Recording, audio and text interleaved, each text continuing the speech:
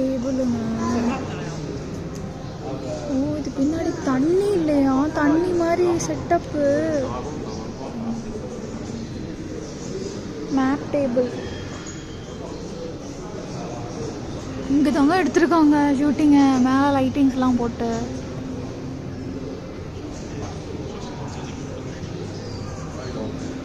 அங்கே உட்காந்துட்டு தான் எல்லாம் பேசுவாங்க. மேப் டேபிள், எல்லாம் மேப்ஸ். காட்,